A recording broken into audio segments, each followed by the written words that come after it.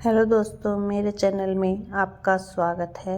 आज की कहानी है मेरे मायके का सामान। आज घर में नई वॉशिंग मशीन आई थी, जिसे देखकर घर के बाकी लोग तो बहुत खुश हो गए, खासकर बिंदिया जी। आखिर उनका बेटा सौरभ उनके लिए वॉशिंग मशीन खरीद कर लाया था। हाँ, ये अलग बात है कि कुछ पैसे जगदीश जी ने सौरभ को दिए थे। बाकी के पैसे वो अपने पास से मिलाकर वॉशिंग मशीन कैश में ही ले आया। अभी सब उसी वॉशिंग मशीन को घेर कर उसका दीदार कर रहे थे। ये देखकर घर की बहू निर्मला जली भुनी सी अपने कमरे में आकर बैठ गई। थोड़ी देर बाद सौरभ कमरे में आया और कपड़े बदलने के लिए अलमारी में से कपड़े निकाल ही रहा था कि निर्मला बोली, क्यों जी, कितने पैसे खर्च कर दिए आपने वॉशिंग मशीन में? ईएमआई पर नहीं ला सकते थे क्या? दे देते बाबूजी पैसे, कमाते तो वो भी हैं। अरे मशीन की जरूरत उनको है, हमको नहीं, तो वो लोग उसके पैसे दे, तुम क्यों दे रहे हो? निर्मला, वो मेरे माता पिता हैं। माँ को वॉशिंग मशीन की ज़रूरत थी, कितनी परेशान होती थी वो, इसीलिए मैं मशीन खरीद कर ले आया। अच्छा, मैं भी तो हाथ से कपड़े धोती हूँ, मुझ पर तो कभी तरस नहीं आया। भला ये क्या बात हुई? तुम आदमी लोग तो हमेशा माँ माँ करते रहते हो। तुम लोगों के लिए तो बीवी कुछ भी नहीं होती। माँ की परेशानी तुमसे देखते नहीं बनी, और मेरा क्या? निर्मला चिढ़ती हुई बोली, तुम्हें तो परेशान होने की आदत है, भला इसमें मैं क्या कर सकता हूँ? कहकर सौरभ अपने कपड़े लेकर जाने लगा। उसकी बात सुनकर निर्मला और ज़्यादा चिढ़ गई और उसके सामने आकर खड़ी हो गई। अच्छा, बस मुझे ही ताने मार लो, भला मुझे क्यों परेशान होने की आदत होगी? तुम्हारी माँ से खुद के और तुम्हारे पापा के कपड़े तक नहीं धुलते, और मैं, तुम चार चार लोगों के कपड़े हाथ से धोती हूँ, तो इसमें मेरी क्या गलती है? मैं क्या कर सकता हूँ? जहाँ तक हो सकता है मैं अपने कपड़े खुद धोने की कोशिश करता हूँ। कभी देर सवेर ही तुमसे अपने कपड़े धोने को कहता हूँ। अब अपने और अपने बच्चे के कपड़े तो तुम ही धोओगी। मेरी तो किस्मत ही खराब है जो मेरे माता पिता ने तुमसे मेरी शादी कर दी। इससे तो अच्छा मेरे माँ बाप कोई ढंग का ठिकाना देकर मेरी शादी कर देते, तो कम से कम मैं खुश तो रहती।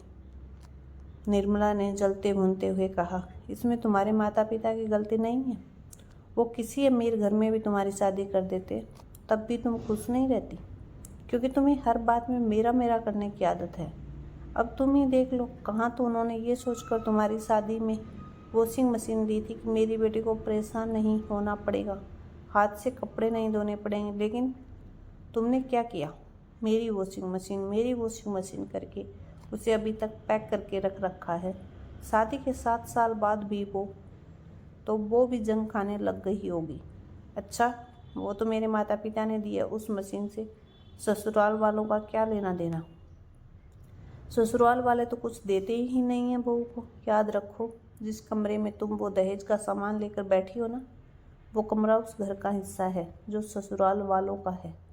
कहकर सौरभ कपड़े बदलने चला गया। लो, ससुराल वाले भी तो घर का दोस्त दिखाने लग गए। इसीलिए तो कहते हैं कि बहू को कोई भी अपना नहीं मानता। शादी के 7 साल बाद आखिर अपनी औकात पर आ ही गए ना, निर्मला ने चिल्लाते हुए कहा। ये बातें बाहर बिंदिया जी को भी सुनाई दे रही थी। आखिर वो कमरे में आई और आते ही निर्मला से बोली, बहू, क्यों चिल्ला रही हो? घर में चीखना चिल्लाना शोभा देता है क्या? हाँ, आप तो मुझे ही कहोगे ना, अपने बेटे को क्यों कहोगे? भला बहू कभी ससुराल वालों की हुई है क्या? आज घर की दोस्ती खा ही दी ना आपके बेटे ने। निर्मला बिंदिया जी को जवाब देते हुए बोली, बहू माना कि सौरभ गलत है, उसे ऐसा नहीं बोलना चाहिए था, पर एक बात मुझे समझ में नहीं आई, तुझे बुरा क्यों लग रहा है? आज वो तेरी ही भाषा तो बोल रहा है, तो अपने ही जैसे व्यक्तित्व को देखकर इतना तिलमिला क्यों गई? तुम तो अक्सर ही अपने किसी न किसी सामान की दोस्त दिखाती ही रहती हो ना, पर हम चुपचाप सुन लेते हैं।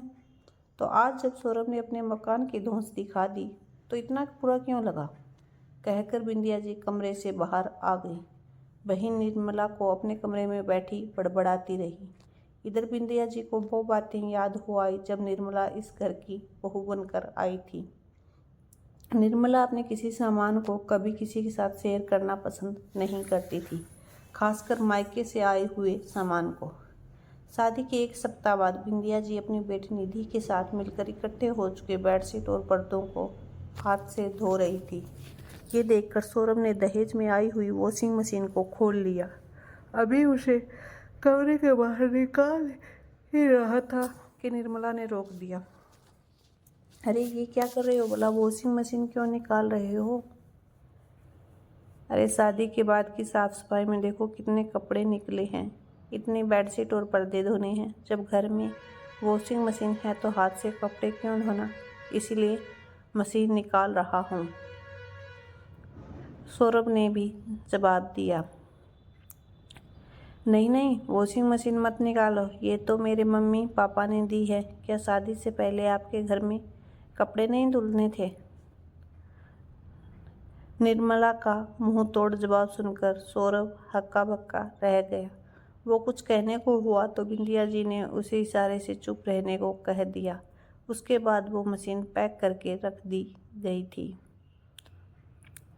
कुछ महीनों बाद बिंदिया जी की बेटी निधि की ससुराल में प्रोग्राम था जिसमें उन्हें पहरावनी देनी थी। कुछ कपड़े तो वो अपने पास से निकाल चुकी थी और कुछ ये सोचकर वो निर्मला से लेने उसके कमरे में पहुंच गई कि निर्मला के पास भी कई सारी साड़ियां हैं जो वो इस्तेमाल नहीं करती। अरे बहू सुन तो, निधि के ससुराल पहरावनी करनी है तो तेरी कुछ साड़ियाँ जो तू नहीं पहनने वाली है वो दे दे। कोरी ही तो रखी है, तूने तो कभी पहनी भी नहीं। कुछ साड़ियाँ मैं अपने पास से निकाल लेती हूँ ताकि पहरावनी के खर्चे को वो कुछ तो कम हो। सासू माँ ने कमरे में आते हुए कहा। अरे माँ जी, मेरी साड़ियाँ क्यों? बेटी आपकी है तो आप ही दीजिए, मुझसे क्या उम्मीद करती है? मेरे लिए आई हुई साड़ियाँ हैं, भला उस पर आपका क्या हक? निर्मला ने मुंह तोड़ते हुए जवाब दिया। सुनकर बिंदिया जी बहू का मुंह ताकते हुए वहीं की वहीं खड़ी रह गई। फिर खुद को संभालते हुए बोली, बहू वो साड़ियाँ तू पहनती नहीं है, वो यूं ही बक्से में पड़ी रह जाएंगी, इसलिए कहा था। अब रिश्तेदारी और पहरावनी में दूर दराज के रिश्तेदारों के लिए तो यूं ही घर में से साड़ियाँ निकाली जाती है, तो इसीलिए तुझसे कह दिया तो अपने पास से निकाले। आपके पास भी क्या साड़ियाँ कम हैं? रिश्तेदार आपके हैं तो आप मुझसे क्या उम्मीद कर रही हैं?